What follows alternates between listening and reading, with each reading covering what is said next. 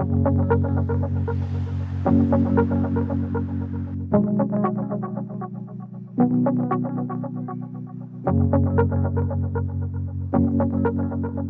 sommes au coin de la rue Chabanel et André Grasset. On retrouve la demeure de Berthe Louard, qui est une pionnière dans le mouvement coopératif d'habitation dans Ahuntsic, dans le domaine Saint-Sulpice. C'est une pionnière, en fait, du domaine Saint-Sulpice.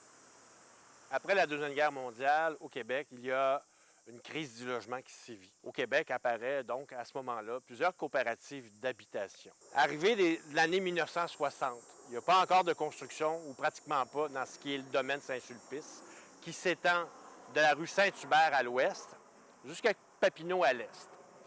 De l'autoroute métropolitaine au sud jusqu'à la traque de chemin de fer qui est près du boulevard industriel. C'est un grand territoire, plusieurs développeurs immobiliers salivent. Berthe Louard, c'est une femme qui arrive au Canada, c'est une immigrante belge. Elle va fonder une coopérative qui s'appelle La Familiale, une coopérative d'alimentation.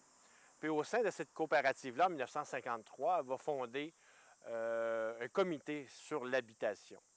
Elle souhaite faire construire des habitations dans le domaine Saint-Sulpice. Et il y a un conseiller municipal qui lui répond vous devriez regarder ailleurs. Et elle va lui répondre que c'est à lui de s'occuper de ça.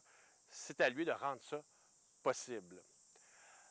Avec le temps, il va y avoir des premières constructions qui vont se faire. La familiale va donner des terres à ses sociétaires. En 1963, l'évêque de Montréal, Paul-Émile Léger, va accorder la création d'une paroisse Saint-Isaac-Jogues pour desservir les habitants du domaine.